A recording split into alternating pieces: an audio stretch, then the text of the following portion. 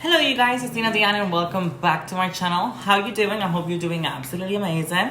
I'm doing great. I actually don't know why. I normally have something to complain about, but today I'm having a really good day. If you care. Clap if you care. So as you can see by the title, on today's video we're going to be talking about things that I wish I knew before I transitioned. I took this idea from Maya Henry's channel, also a transgender woman, but I have so many things to add and more things to say. I feel like also this video is like a year old in her channel, so I thought, you know, maybe something else and something from my perspective is obviously going to be different than hers. So here we go. If you want to know what I wish I knew before transitioning, then just keep on watching.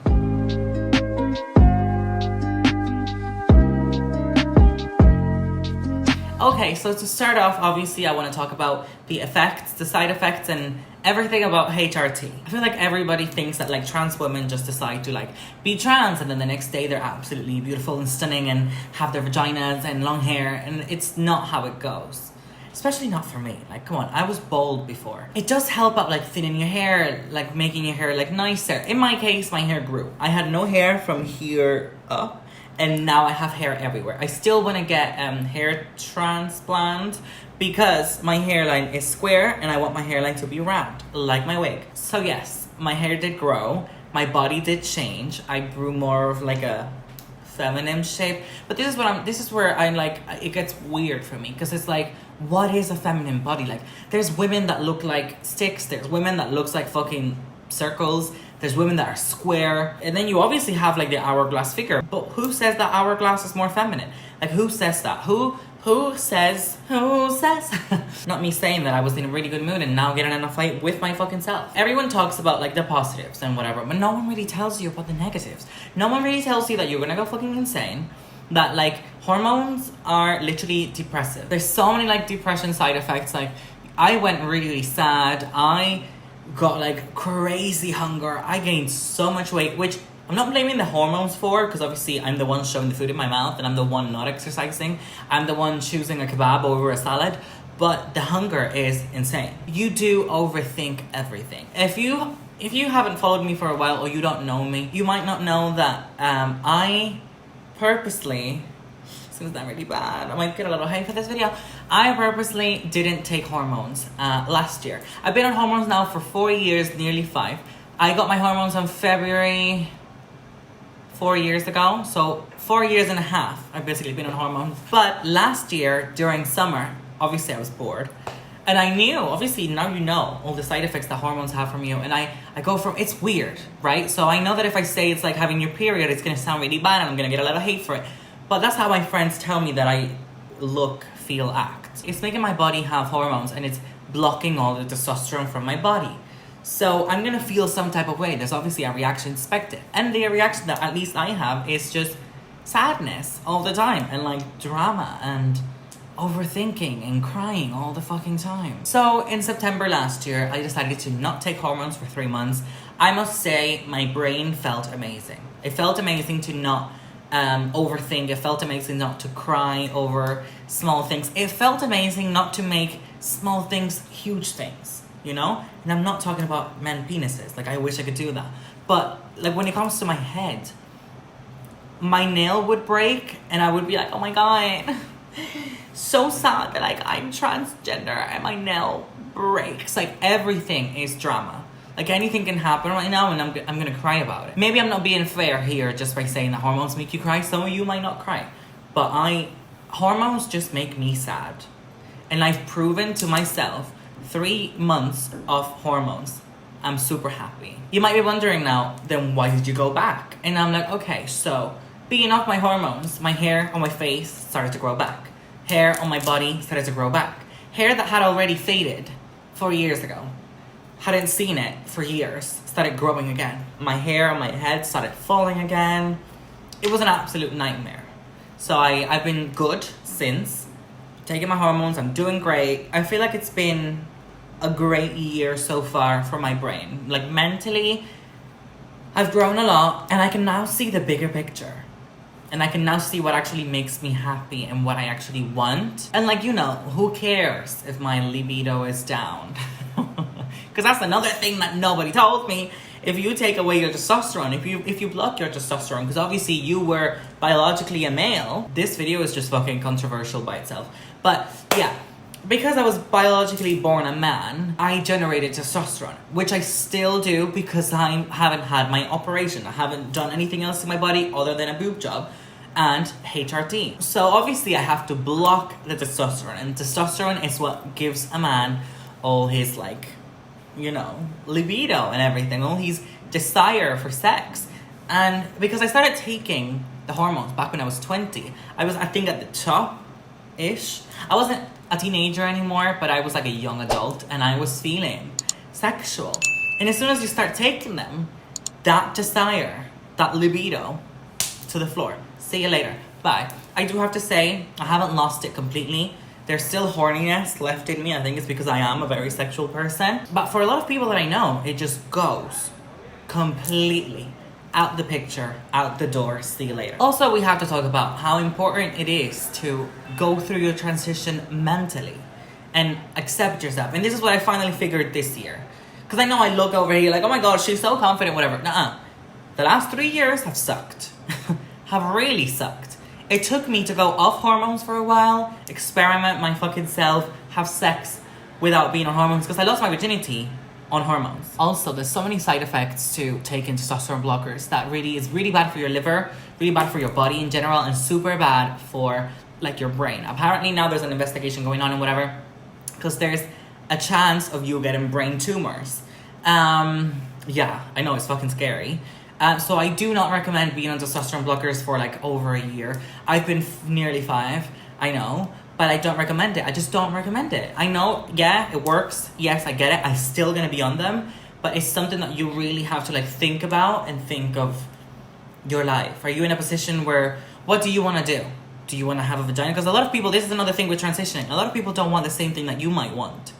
So do you want a vagina? In my case, I do. I would love to not take testosterone blockers until I get my vagina. And the only way I could do that is if I like castrate, neuter myself, and I chop down my balls, I suppose, and I stop making testosterone. And that's like whatever €1,000 that is. And then when I get the 20 grand that I need to pay, and then when I get the 20 grand that I need, did you fuck? I can't say 20 grand. It's a lot of money, man. When I get the 20,000 euros that I need in order to get my vagina done privately, yes, you can get it for free in Spain. I personally don't choose to get it for free. I just don't. It's personal preference. So yeah, the option that I have is to just chop it everything so it stops producing testosterone. But I don't want that either. It's so much money to spend on there where I could be having a nose job, you know? I don't know, it's a lot of things to think about, and that's my own journey. But what I'm saying is that if you don't need to be in testosterone blockers, don't be. If I stop taking them, all of my hair will grow back. That's what I'm trying to say. It's dangerous shit. I would only get it before I'm gonna get my fucking surgery. But in my case, I have to take the blockers all the time in order to look like this. If not, I'm gonna look like a fucking bear. A bald bear. Great. So yeah, transitioning mentally is even more important than transitioning physically. Because in my case, it took me years to understand that I am trans. And you might be laughing behind the screen, but we're so used to compare. Not even just us, but you guys, like cisgender women and men out there. You're like, wow, she nearly looks like a cisgender woman. Why? Why do I have to look like someone else? Why do I have to pretend that I am cisgender? What is the whole fucking cis passing shit? I hate society. You have to accept yourself. Okay, this is again controversial. People's gonna come for me, but this is just my opinion and how I view my transition, not yours. Okay, so it took me years to realize, hey, I'm trans. There's certain things that I won't be able to do. I used to hate on women, because I've always, since I was little, this is the biggest thing. This is how I knew that I was a woman, because when I was little, I would want to get pregnant. I've always wanted kids. I've always wanted babies. All I watch on YouTube is fucking pregnancy videos. It's fucking Emogination, like Imogen, CC Clark, Chelsea. All these people, Carly Bible, everyone is pregnant but me. And it took me this year It took me last summer to be off hormones and then know myself that I have to go back on them because it's what I need for my happiness. And it took me, honestly, it was such a journey mentally to be like, hey, tap tap, I'm trans. Why am I comparing myself not only to anyone but to cisgender women? I'm never gonna look like that. And you guys are gonna laugh, right? When I started my transition, my goal was to look, since I was young, I wanted to look like Megan Fox. Am I Megan Fox? Do I look like Megan Fox? Could I get close to being Megan Fox? And then when I started wearing like the brown wig, and obviously I have dark features and like, not dark as in black, I don't want to offend anybody, dark as in like brunette, like I have like Spanish features, like dark eyebrows, dark eyes, big lips, whatever. Everyone was like, oh my god, you're like the new Kardashian. What is that ray of sun in my boob? I started like trying to look like a Kardashian. I started to try to look like Megan Fox. And every second that I don't achieve it, I get upset at myself. And now I realized, why am I trying to look like these people? Like, I used to be a man. Hello? I'm always gonna have bigger hands. I'm always gonna have bigger feet. I'm always gonna be wider. I'm always gonna have a deeper voice. I'm always gonna have like manly features, you know? Like there's things that I physically cannot change. And don't get me wrong, because a lot of people will fucking come for me on this. Self-love and self-acceptance doesn't mean you can't have surgeries, okay?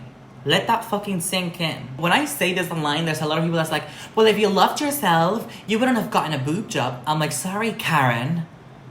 I didn't get my boobs, this fucking humongous tits that I actually don't even love myself. I love them. Do you know, I wake up in the morning and I'm like, I'm feminine. I like the way I look. I'm feminine to my eyes. This gives me confidence that I didn't have before. Would I love to can go back in time and get like 3-4 sizes smaller and perkier and round and up here? Yes. Did I? No. But it's the path that I'm in. You know, it's my journey. But getting boobs doesn't make me less accepted by myself. It's knowing what I want, knowing what would make me happy. And in my situation, boobs and a vagina would make me super happy. Getting my hair implant. I would love to shave down this bone that I have here on my forehead, because to me, it's super masculine. A lot of cisgender women have that bone, but in my eyes, it's a masculine feature. My nose. From this side, I don't mind her. From this side, my nose has a huge bump right here. I want and I will get my nose done.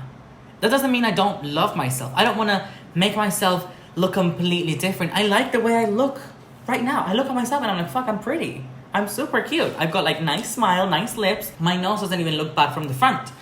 But there's a lot of things that I want to better myself to fit the image that I have of myself in my brain. I'm not viewing Megan Fox, Kylie Jenner when I do the surgeries, you know? I didn't go to my surgeon and I said, I want Kylie Jenner boobs. You know, I didn't choose brunette hair to look like Megan Fox. Like, this self-acceptance is a journey, especially being trans. You get so much hate. You get so much questions around you. Like, people who think that you should have your vagina. Why should you? In my case, I want it. But I know so many girls that don't want a vagina. And I'm like, why do I care? What do you want to do in your life? You know, it's not even as deep as like, oh, why does it matter if I'm transgender? Or what does it matter who I sleep with? It's like, why does it matter if I want a vagina or not? And why, to some people's eyes, does that make me less of a woman? You should only care if you're sucking it or sleeping with me. Period. Point blank, you don't need to compare yourself to anybody, especially not cisgender women. And you should also not compare your journey to other trans women. I have so many friends that are trans, and when they turned 18, their parents gave them a vagina, boobs, they got rid of their Adam's apple, they got a nose job, everything was paid for them because their parents are loaded. My family isn't loaded. I've done all this shit, I've been working, I work my ass off, I live by myself. And it's like, why do I compare my life to all these people who transitioned when they were like 12 and their parents agree with them? My parents didn't know shit. My parents were like, no, you're not a woman. You are probably just a very feminine gay guy. We didn't know no different. I'm not blaming my parents. I'm just saying we didn't know any different. We didn't know any trans people. These people with a lot of money obviously have probably met a lot of different people in the world. I don't fucking know. But why am I comparing myself? Because I did this so many times. And like even last year, I was having conversations with my mom like, oh, my friend, whatever, like, she's just 19 and she has the whole world you know, for her, and she has all her surgeries, and she now has a boyfriend, and because she has a vagina and all these things, and I'm here and I'm 25 and I still have to get so many surgeries and I only have a boob job. But to a lot of my followers on Instagram and all these things, they tell me, oh my god, you're so lucky, like you have a boob job. I'm 28 and I'm still saving, and my boob job will be my first surgery. And I'm like, hold on a minute, like I'm here thinking I'm so old, nearly 25, with just boobs. And there's a lot of people out there who don't even have boobs or whatever their surgeries they desire, and they're a lot older than me and like have a lot less money than me or less advantages, whatever it is. So we need to stop comparing each other to trans women. Like in general, as humans we compare, and it's such a toxic thing to compare not only your life but your process, your journey. Like I should not compare my looks and my journey to anybody's, because I'm never gonna be anyone else. It's me, it's my life. I know, that got really deep. That got really fucking deep really quick. Just a quick note, I had this girl, right? When I first started my transition, I was on like my first month. She was on like her 7th month or whatever on hormones. And she came to me one night. I was with my best friend at the club, and she came with me when I was outside. She was like, wow, you started your transition? And I was like, yeah, I'm super excited. And she was like, have you seen any differences? And I'm like, no, not yet. And she was like, oh, I feel for you, you know, because it's gonna be so hard for you to fit in maybe one day down the line, because you look so manly and like your nose is so bad and you have like the chin of a man and like your forehead, and obviously you don't even have hair. You have so many veins in your hands, and it's so many things. And then your voice, like you're never gonna fit in. Are you sure you made the right choice? You probably pull a lot more people staying male. And I was in absolute shock. I was in absolute shock that someone from, you know, not even just the LGBT, another trans girl that just fucking started 6 months before me, would come to me and say how I should stay a man because I was never gonna look good. And I was like, okay. And I panicked, turned to my friend, I cried, and I went home. Confidence fucking shows, and I finally have it. It's taken me years, but I finally have it. And I wonder what she's doing with her life. And last but not least, I feel like I quickly have to touch on men, dating, how I went from, you know, the little kid, 20-year-old, never been with a guy emotionally, not even sex. I lost my virginity again at 20 being Deenah.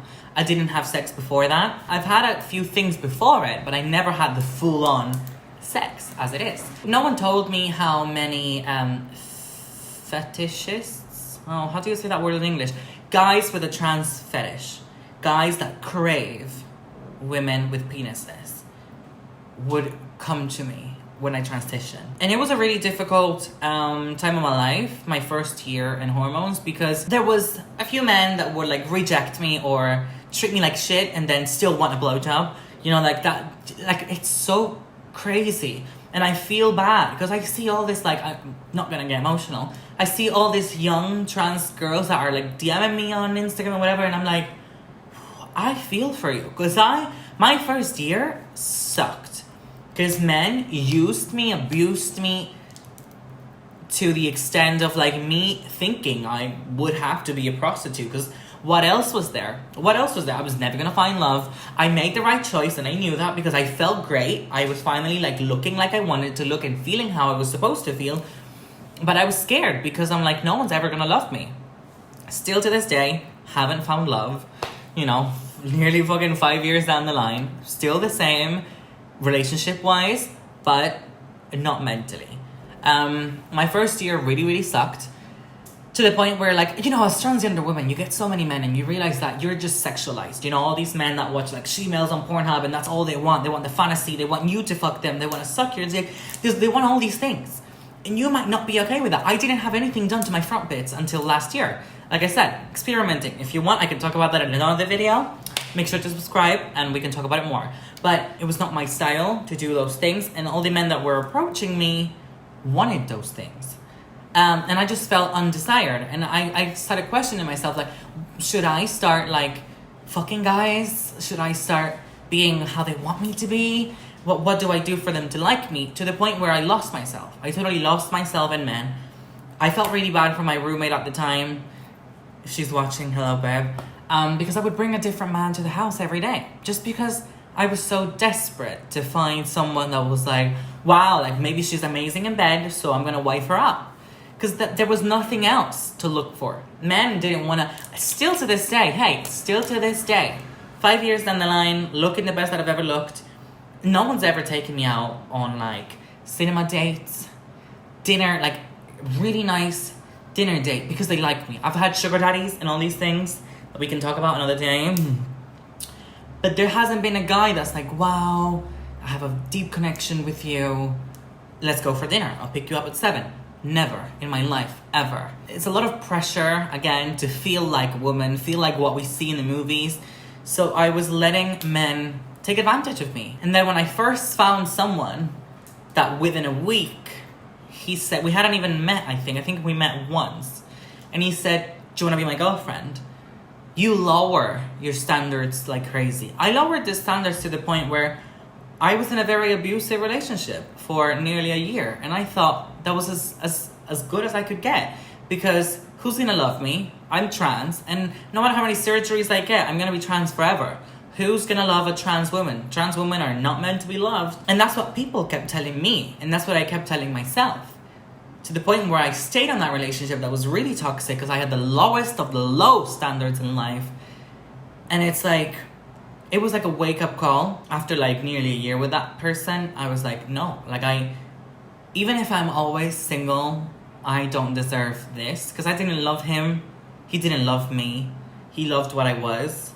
I just wish that whoever's watching this, either you are starting your transition, either you are not even trans. This is helpful, I think, if you know someone that's transitioning, or just to be prepared if someone that you know or someone that you're close to is transitioning. It'll be nice either if you can explain this to them or you can send them this video. I wish that I watched something like this when I was starting or before I even started. I feel like transitioning is so glamorized online where you just become a woman and everybody loves you and everyone has a boyfriend. All trans women have a boyfriend online, woo! And oh my god, everyone has so much money and everyone's so rich. The ones who suffer don't show it normally. So yeah, if you can take anything from this video is that let's normalize struggling and let's normalize not comparing and love your fucking self, bitch. I'm gonna smash your face in. Have a great day. I really hope this video helped or at least was entertaining and informative. Give it a thumbs up if you enjoyed it. Subscribe because I post twice a week on this channel. Hopefully next video won't be as serious as this one. Sorry, I got a bit emotional for a second. Nearly shed a tear. This dry ass bitch nearly shed a tear. But yeah, it's a very important video and I really hope you learned something from it. Love you and I'll see you on the next one. Bye guys.